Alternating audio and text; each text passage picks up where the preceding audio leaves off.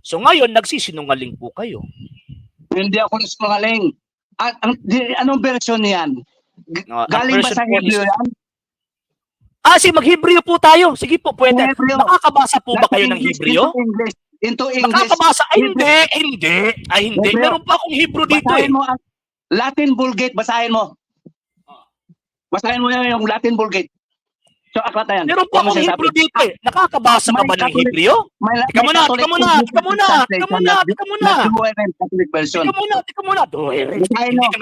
Hindi ka nga naniniwala sa Katoliko pagkatapos magbabasa ka ng Douay Rhymes. Ay, itong mga taong ito, lilinlangin mo kami. Ay, wag kayo manlinlang. Wag kayo manlinlang eh. Tika muna. Okay, ito. Meron po akong Biblia rito na English and Hebrew. Ito po, para makita po ninyo. English and Hebrew po yan. Okay. Ezekiel. Ano po nakalagay sa Hebrew dito? Sir, tingnan natin kung nabasa nyo po ba yung original Hebrew. Sige nga po. Ano po ba yung nakalagay dito sa original Hebrew? 34:16. Ito. Okay.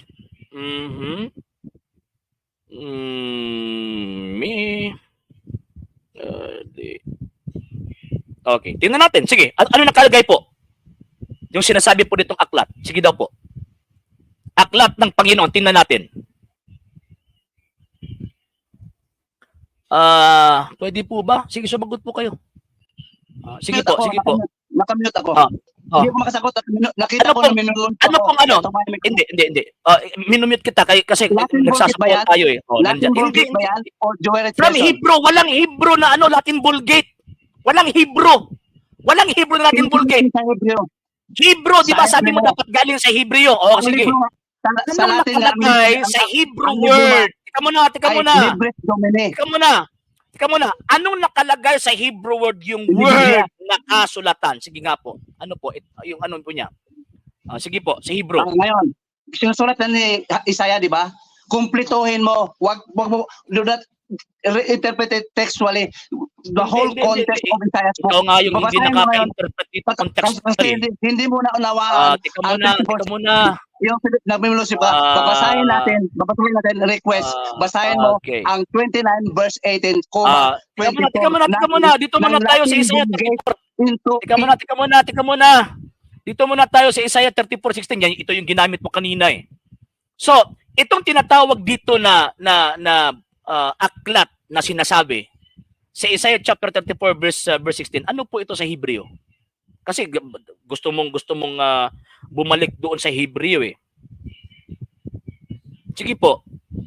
Tika muna ha. Sige po. Ano po ito sa Hebreo? Yung aklat Sefer. Sefer. So pag sinasabing Sefer, according sa rabbinical interpretation, kasi sila pinagsulat po nito eh. Ano po ito? Refer po ito sa Old and New Testament or refer po ito sa ano? Refer po ito doon sa tinatawag. Sige po. Okay. Sige na pariho man sa pastoy mo lagi. Okay, asa man gyud natin Hebreo. Sige. Sadya ka na dyan, nakasambusis ko kasi mahina kasi ang cellphone ko. No problem. Hindi ako marunong mag-away sa tao. Okay. Actually, normal po yan sa akin eh. Okay. So dito. Sige po. Tingnan natin. So, from the Hebrew word, itong book dito, from the Hebrew word Sefer. Tama po ba? The book. Sefer sa lahat. Nawala po kayo. Ano raw? Hindi ka nakamute ha? Baka sasabihin mong minumute na naman kita. Hindi may tutawag kasi pag may tutawag mawala ka pati boses ko mawala. Ganun po ba? Sige. So, anong simple lang eh. So, itong tinatawag na Sefer dito, according sa rabbinical tradition, contextual po ito ha, and according po ito sa mindset ng mga nagsulat po nito. So ngayon, ang tanong po dyan, yung sinasabing tinatawag na Sefer, saan po yan refer? Refer po ba yan sa tinatawag na Old and New Testament o refer po yan sa present book na hinahawakan po nila? sa Old at New Testament in this future generation, hindi nakita ang kumpletong aklat at kumpletong aklat yan. Hindi lang book na Teka isa muna. yan. Kumpletong Sino may sabi? aklat yan. Oh, sino may Makumpletong sabi sa aklat. inyo? Oh, sino may Nasusulat sabi sa inyo? apostol at mga propeta. Oh, Basahin sino mo may nga sabi? sa ano, Teka muna. Sinong may sabi sa inyo na ano? Sinong may sabi sa inyo na compose po yan sa Old and New Testament? hindi mo na nakita ko dito. Basahin mo nga muna sa Latin Vulgate. May Latin Vulgate ka ba na katolikong aklat Dewey Reams. na ginagamit Meron ng po. mga obispo? Sige, pakibasa na lang. Okay, sige. Dewey Reams. Actually, sa ano na lang po ito eh. Sa Atin yan, English. tawag na ano eh. Okay, tingnan natin ha. Isaiah chapter 34 verse 16. Tingnan natin ha. Tingnan natin ha. Dewey. Okay. Tingnan natin kasi aklat namin ito eh. Mas kami nakakaintindi nito, di ba? Chapter 34 verse 16. Kami mga bubo. Kami na mga bubo. Mas malami kami pa na sa partigan. Hindi lang Tika muna. Ikaw po yung nagsabi na kayo po'y bobo. Ang sinasabi ko lang po, we are the one who have the rights and authority to interpret our book, hindi po kayo. Eh bakit po kasi hindi yun aklat ninyo eh. Babasahin ko po muna ha. Okay, 34:16. Tingnan natin ha. Okay. Search ye diligently in the book of the Lord and read. Hindi. 29 ba yun? 29? Ano yan? 34 yung binasa ko eh. Ano ba yun? 29 verse 18. 29 verse 18. Okay, sige. Tingnan natin ha. 29 verse 18. Okay, sige po. Hahabulin natin ito eh. Para makita natin yung katotohanan. And in the day the deaf shall hear the words of the book, and out of darkness and obscurity the eyes of the blind shall see. Saan dito ang Old and New Testament? The deaf and the blind, pati bingi makarinig. Sa aklat. Hindi yun yung tanong ko eh. Teka muna. Puro lang self-interpretation lang yan eh. Teka muna. Puro self-interpretation lang yan eh. Ay, hindi. Ang tinatanong ko sa inyo ngayon kasi ayaw mong maniwala sa magisterium. Ayaw mong maniwala sa tinatawag na mga standard references. Ayaw mong maniwala sa term na Biblia. So kaya nga po, inahabol kita ngayon dito sa Biblia mismo.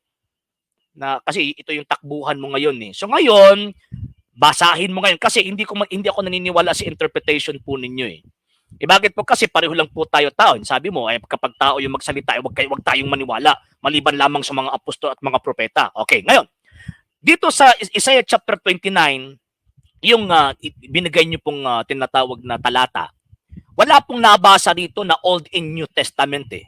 Sino pong nagsabi sa inyo na refer po ito sa Old and New Testament?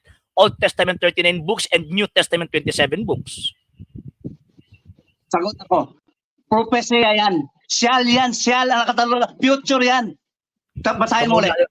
Kaya nga yes. I know that simply shall future nga, di ba? Okay. Sabi nga future, makakarinig sila, yung mga bingi nakakarinig, yung mga bulag teka muna, makinig muna kayo. Yung mga bulag nakakakita. Ang tanong ko dito simple. Kasi future, so ibig sabihin, nangyari po ito sa New Testament. So ngayon, tanong ko na naman po sa inyo, saan po mabasa sa bagong tipan na sinabi ng Panginoong Jesucristo at ng mga apostol na yung sinabi sa Isaiah 29 na binanggit po ninyo, refer po yan sa Old and New Testament. Yun ang utos. Tanong mo, saan mabasa na sinasabi ng mga apostol? Sabi ba? Tama ba? Na yun. Uulitin ko po ha, saan po mabasa sa New Testament? Kasi propesiya po ito. Imposible pong hindi po ito nangyari. Diba? Kasi propesiya po ito, hindi po sinungaling si Propeta Isaias. So ngayon, saang talata po sa banal na kasulatan, particularly sa New Testament, na sinabi ng Panginoong Jesucristo at ng mga apostol na yung New Testament 27 books at saka yung Old Testament 39 books? Sige nga po, anong talata yan? Unang-una, bago ko sasagot, hindi ka naniniwala na may aklat talaga ang Diyos. Ay hindi, wag mo akong pagbintangan. Tingnan mo na, wag mo akong pambintangan. Hindi po, kami naniniwala po kami dahil sa turo po yan ng Iglesia Katolika. Kasi hindi ka naniniwala sa Iglesia Katolika eh. Ang sa akin po ngayon, simple lang po eh. Sagutin niyo po yung tanong ko. Kasi sabi niyo, huwag kayong maniwala sa Iglesia Katolika, huwag kayong maniwala sa katisismo, huwag kayong maniwala sa mga reference kasi tao yun yung nagsabi niyan. Ang paniwalaan lang natin yung mga propeta at yung mga apostol. So kaya nga, hinahabol kita ngayon sa stand mo. Anong talata sa Biblia, kapitulo at bersikulo na sinabi ng banal na kasulatan, particularly sa New Testament, na ang Old Testament, 39 books, ang New Testament, 27 books? Sige po, sasagot po kayo. So, marami akong sabihin sa'yo kasi hindi kasi ang oras. Meron kasi na batutsada sa akin. Hindi, sabi mo, hindi ako naniniwala sa tao. Hindi ako naniniwala. Hindi yan yung punto ko eh. Mr. Van de Cristo, hindi po yan yung punto ko po eh. Ito po, sabi niyo po kasi kanina, in terms of religious matters, hindi po tayo pwedeng maniwala sa tao lang. Yan po yung punto niyo, di ba? Ang itinatanong ko sa inyo, religious matters, hindi ako nang bibintang rito. Siyempre, di ba? Hindi ako nang bibintang rito. Kaya nga, tinatanong kita ayon sa Biblia kasi hindi ka naniniwala outside of the apostles concerning sa religious matters. Itong tinatawag na Biblia, included po ito sa religious matters. So ngayon, tanong ko po sa inyo simple. Anong talata po sa New Testament, kapitulo at bersikulo, na sinabi ng mga apostol na ang Old Testament 39 books at saka yung New Testament 27 books at gawin natin itong isang aklat bilang aklat ng Kristiyano? Anong talata yan sa Biblia? So una-una, wala kayong basihan. At sasagutin ko ang tanong mo. Sa tanong mo, wala kayong basihan. Ito sagot ko. Teka muna, hindi po. Ikaw yung tinatanong ko rito eh. Ang tinatanong ko rito, yung stand mo eh, hindi yung stand ko. Hindi yung stand ko. Ang tinatanong ko dito, ang kinokontra ko dito, yung stand ninyo. Di ba? Dapat Biblia lang yung papaniwalaan natin. Dapat mabasa sa Biblia. O, ngayon, tinatanong po kita kasi naniwala po kayo na ang Old Testament 39 books. Ang New Testament 27 books. Pagkatapos, ginawang isa ito na aklat, pero hindi kayo naniniwala na Bible ito. Kasi si Papa Sirius lang nagsabi. Di ba? Yan yung sinabi nyo kanina eh. O anong talata sa Biblia yon, kapitulo at bersikulo na sinabi ng mga apostol, sinabi ng Panginoong Jesucristo na ang Old Testament 39 books at saka yung New Testament 27 books. At ginawa itong isang aklat. Okay. So, sasagutin ako. Sabi ni Apostol Pedro, na Pedro kunok sa mga Katoliko, sabi ni Apostol Pedro na tinuturuan ng Diyos. Sinusulat niya ang sinasabi ng Diyos para ituro sa atin. Sabi niya, alalahanin nyo ang mga sinasabi ng mga propeta at mga apostol. Saan nakasulat ngayon ang salita ng Diyos? Ay, hindi. Teka muna, hindi yung tanong ko eh. Hindi yung tanong ko. Ang sinabi ni San Pedro po dyan, mga propeta, hindi nga niya binanggit yung Pentateuch eh. Hindi naman propeta yung mga nagsulat niyan eh. Hindi naman propeta eh. Then pagkatapos, sila David, hindi naman propeta eh. Sila yung tinatawag na nagsulat ng First Kings, Second Kings, yung tinatawag na yung Judges, hindi naman mga propeta yun. So kung susundin ko yung interpretation po niyo, ang dami-dami aklat sa Biblia na huwag paniwalaan, maliban sa mga sinabi ng San Pedro. Simple yung tanong ko po sa inyo eh. Anong talata yan sa Biblia na particularly binanggit po yan ng Panginoong Jesucristo at ng mga apostol na yung Old Testament, 39 books, 27 books yung tinatawag ng New Testament? Huwag niyo po akong ilihis. Anong talata po yan sa Biblia? Ang gusto mo lang mababasa letra po letra. Yan po yung gusto ninyo eh, di ba? Yan po yung gusto ninyo. Hindi ka naniniwala sa magisterium kasi hindi mabasa sa Biblia. Hindi ka naniniwala sa Iglesia Katolika dahil hindi mabasa sa Biblia. Ngayon, tatanungin po kita, naniwala kayo na ang New Testament 27 books, naniwala kayo na ang Old Testament 39 books, naniwala kayo ginawa itong isang aklat na sa iyo mga Kristiyano ito, tinatawag itong Biblia. Anong talata yan sa Biblia na binanggit yan ng mga apostol at ng Panginoong Jesucristo? Ngayon, gusto mo talata, verse to verse. Alam nga, di ba? Hindi ka nga naniniwala sa iba, di ba? Taong ito. Kaya nga hinahabol nga kita. Tika mo na. Kaya nga hinahabol nga kita hinahabol ko nga yung argumento ninyo eh. Saan mabasa po yan sa Biblia? Kasi kapag wala sa Biblia, huwag paniwalaan. Naniwala kayo na ang New Testament 27 books. Naniwala kayo na ang Old Testament 39 books. Ginawa itong isa at pinaniwalaan ng mga Kristiyano. Anong talata yan sa Biblia? Kapitulo at bersikulo. Sinasabi ko na hindi pala Biblia ang sulat ng mga apostol at propeta. Sabi ng apostol... Hindi. Mamaya na yan.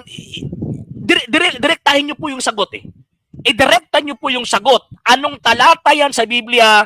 kapitulo at bersikulo na binanggit yan particularly ng Panginoong Jesucristo na ang Old Testament 39 books, ang New Testament 27 books at ginawa itong isa para maging ang aklat ng mga Kristiyan, paniwalaan ng mga Kristiyano.